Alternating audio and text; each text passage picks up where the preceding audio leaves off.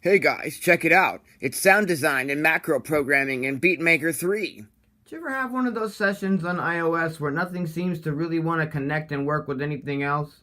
I had one of those today, but I don't let that slow me down. I just wanted to get some audio from one iPad to another. So what I did is I just took a direct output from the headphones of one audio hub directly over to the input on my second audio hub, and we get on with the business.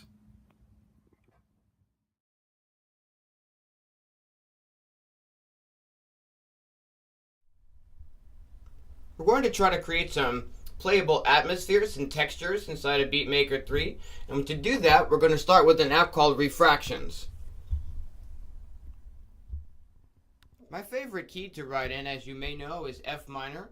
So what we're going to do is we're going to try to get refractions to play only notes that are F. Let's see if we can make this happen.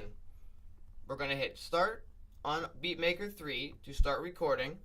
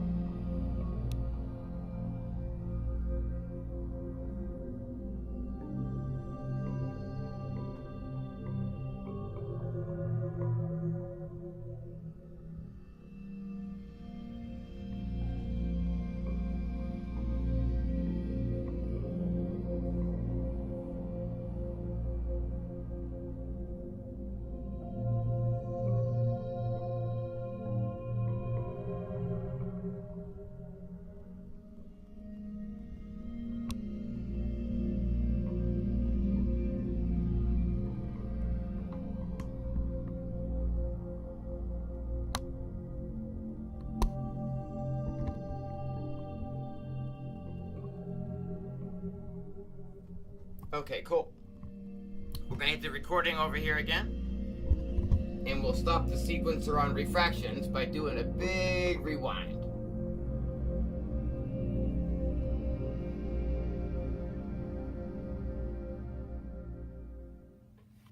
Here's that recording inside of Beatmaker 3. The first thing let's do is go ahead and save this in our main sample directory.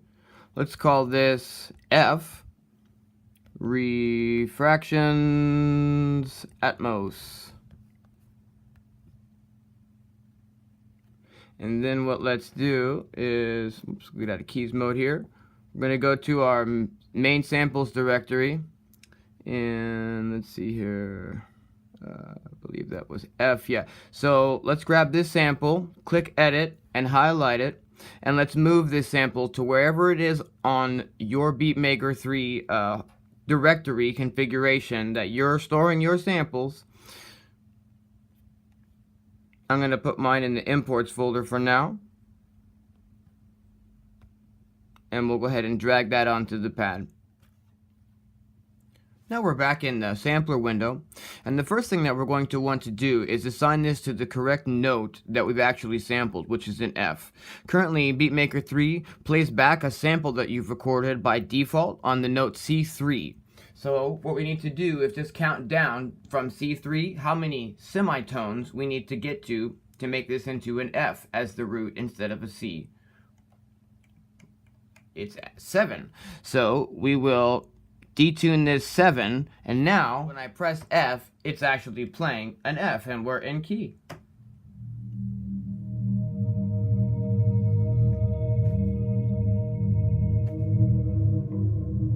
Alright, cool deal. Since we've saved this, I can edit the sample now without fear that I'm going to mess up or lose something in the end. Let's start by grabbing one of these large sections and trimming that out. Okay, let's take the 0 snap off and put some select here. Go ahead and do a process fade in. Cool. Let's do that same thing at the end just in case. Alright, fantastic.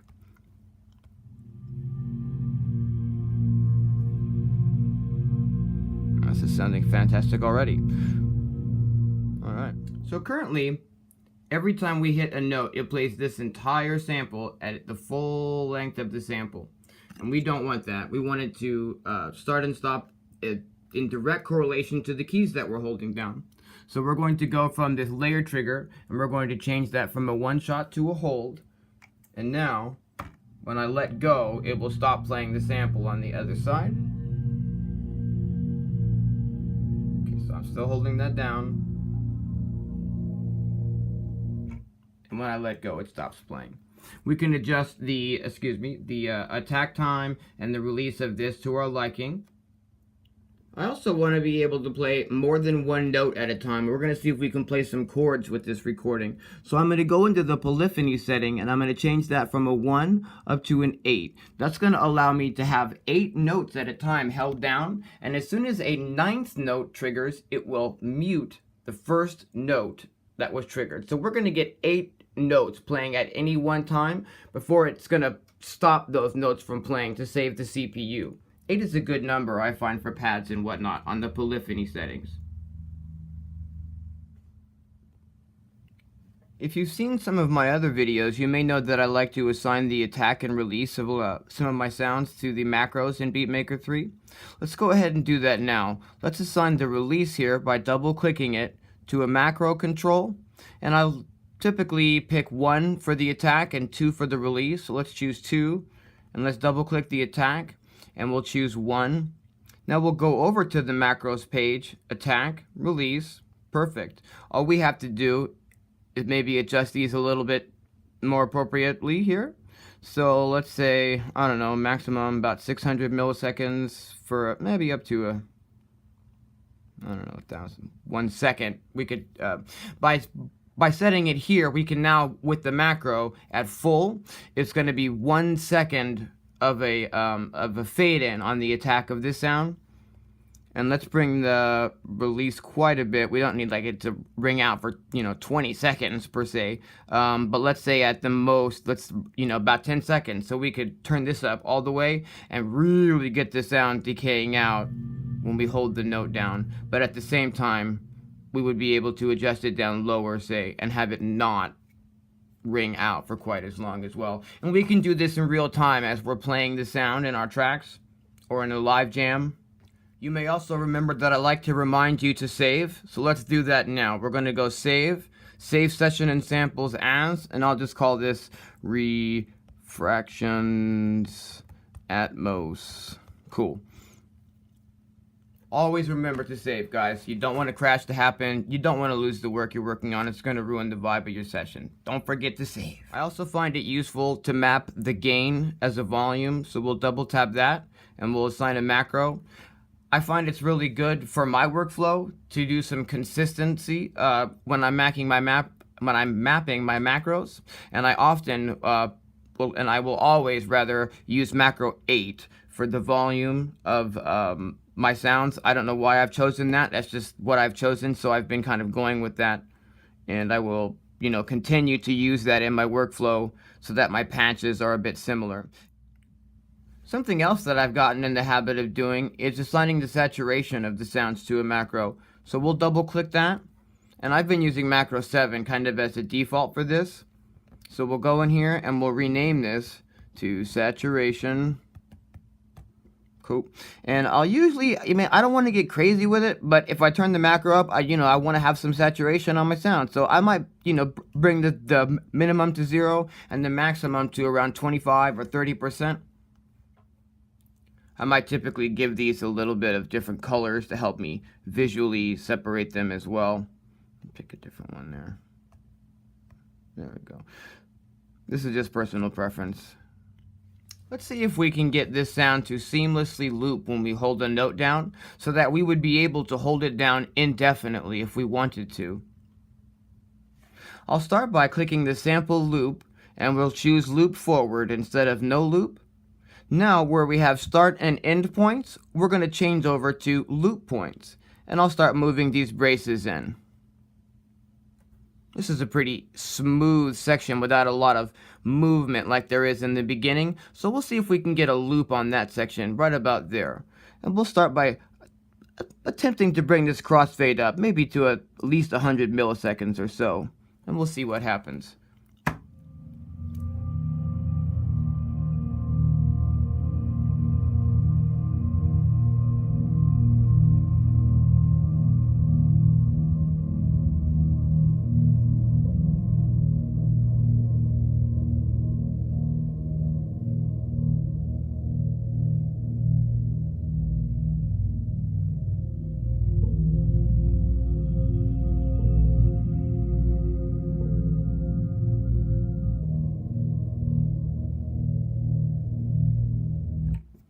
That wasn't terrible, but it wasn't great either. So what let's do is really crank this crossfade up to like a ridiculous amount. And see if we can't really smooth this transition out. Okay, great. What let's do, is bring this start point in quite a bit so we don't need to listen to this beginning point for the example here. And I'll also choose a higher octave so that it will play the sample through a bit faster this time.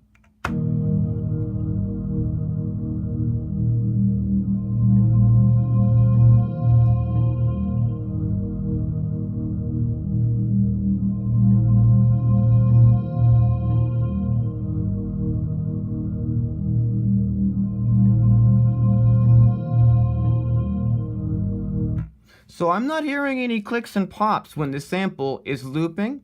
I think we have a pretty good start here.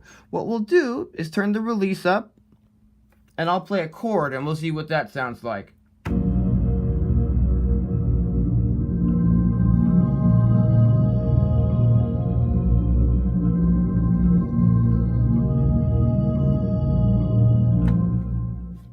Let's turn that release up even more. I think this is starting to sound pretty good. Let's see what we can do here.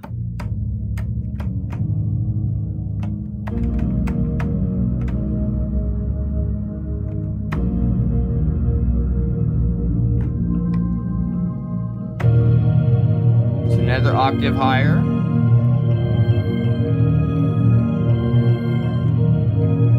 What I really like about doing these kinds of sounds is when you're holding a chord, you're getting the sample playing back at different speeds at the same time, and it's creating rhythmic little nuances that are always interesting to listen to. This is always a fun thing for me. Depending on how you like your sound, you may choose more or less of this beginning section to play before the looping starts happening.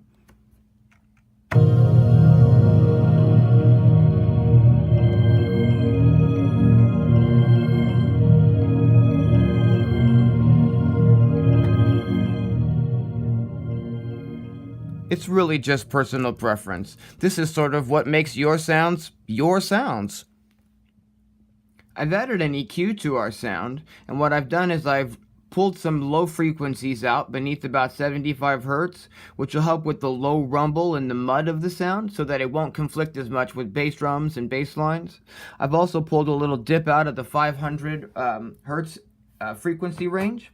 It's going to help our midsection of the sound that of the songs rather that we use this sound in to not get too muddy in the midsection.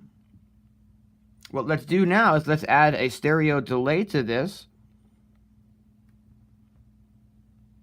I'm kind of a big fan of dotted delay right now, and sort of one of my go-tos has been let's see if we can do eighth note dotted on the left and quarter note dotted on the right, just to keep the sound a little bit more interesting and moving around.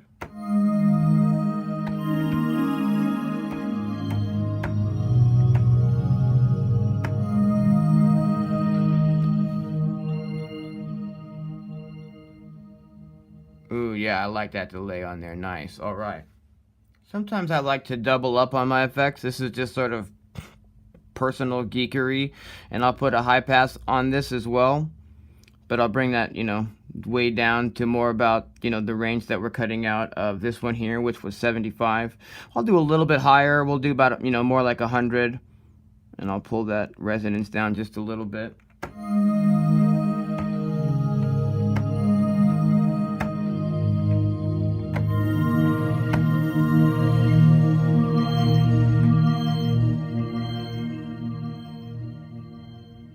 All right, that's sounding pretty cool.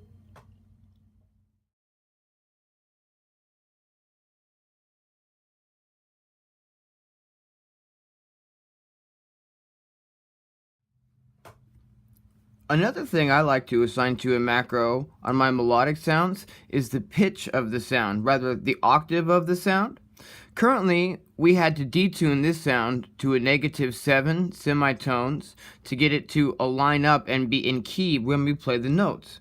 So we'll need to keep that in mind when we're making this adjustment. Let's assign a macro to the tuning knob. Let's choose macro 3 for this. Now normally what I would do is I would set the minimum value to -12 semitones, which is an octave, and the maximum value to +12 semitones, which is an octave. But with our sound here, it's detuned 7, so we're going to change both of these numbers to be detuned 7.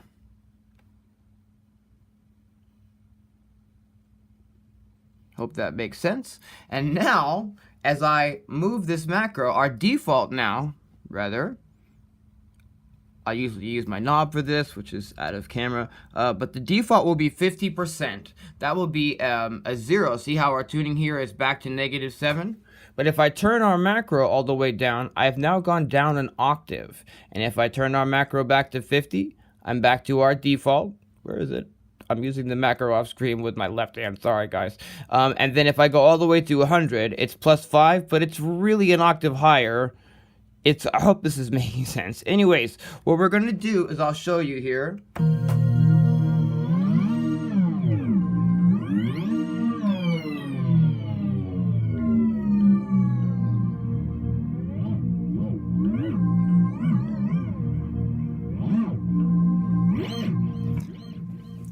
And you can get some pretty interesting effects using this in real time, switching octaves when you're playing in real time, or if this is playing back a sequence in real time and you're changing what octave the sequence is playing back at. I just find that setting up the tuning to a macro in this way can be really helpful to your performances and just overall use of the sound. I'd also like to note here that when I'm programming sounds for my own personal use, a lot of the time I will go ahead and just leave the delay out of the programming of the sound, and I will leave the reverb out of the programming of the sound. Because what I'm going to want to do is I'm definitely going to want to use reverb and delay, but I want to use that on everything in the mix. So what I'll do is I'll use the send effects for reverb and delay instead of embedding that into the actual presets themselves, and that will take a whole lot less CPU in the long run, and the tracks will sound a little bit more cohesive together as they'll all be using the same reverb and delay settings. Remember how I was referring to this 500 Hz frequency area as the trance hole? One of the other things I like to do is to assign the gain of that EQ on sounds to a macro. Let's do that now, and let's take careful a note to pay attention that we've already got it set to -8 decibels, meaning when we set up the macro, we'll want to set our minimum default value to -8 decibels. We'll assign this to macro 4, and instead of leaving this named gain 3, we'll make this a better label so it makes more sense. We'll call it mid-cut, and we'll make our minimum value, what was it, -8.6, or -8 rather. Oh my goodness, sorry guys. We'll make up. Okay, great. Usually I would just take the time for the tutorial's sake. We're gonna move forward. Okay, so we just need to make this number, definitely somewhat less than that. You don't have to make it all the way down, but To be honest, a lot of times I will. So let's see, give a go to what this sounds like, guys. With the I'm gonna excuse me. I'm gonna move the mid cut macro off screen here. Oh, I love it. I love just pulling those out.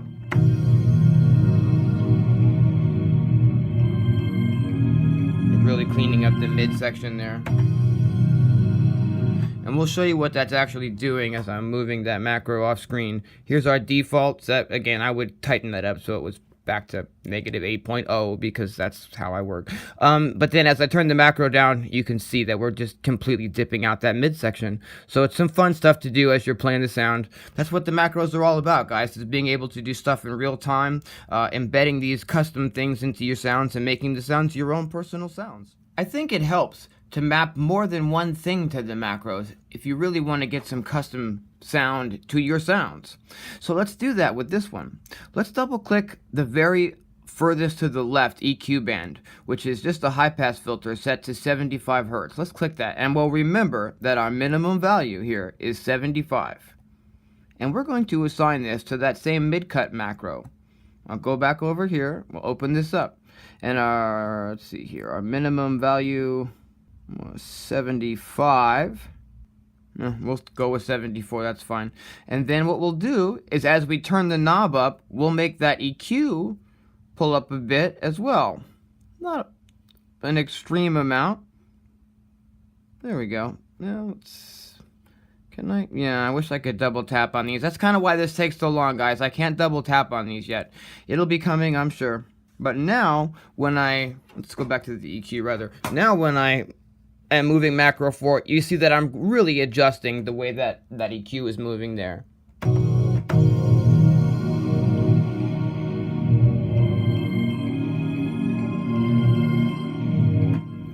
A lot of potential as to what you could do with that in real time. And it's been quite some time since I did this, so let's do it. Save session and samples.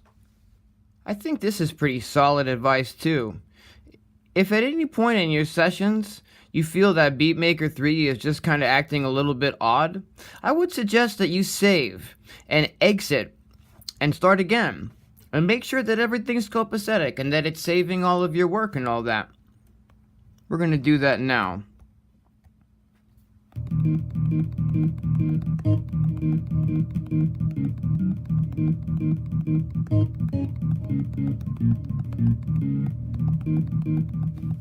Something else you might be wondering is, Dean, exactly what am I going to do with a sound like this? This isn't like an EDM, don't shit kind of a thing, you know? I don't get it.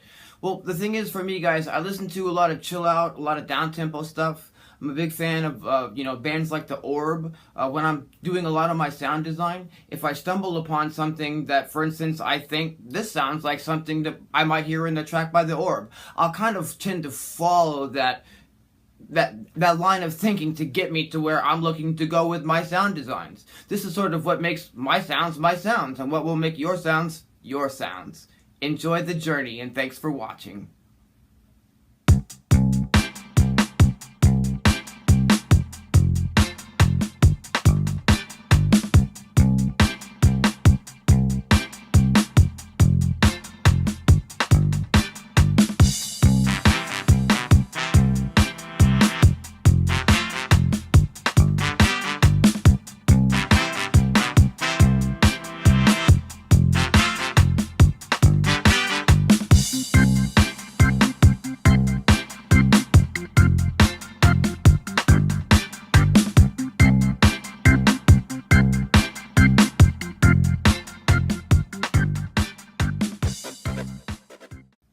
No big hair.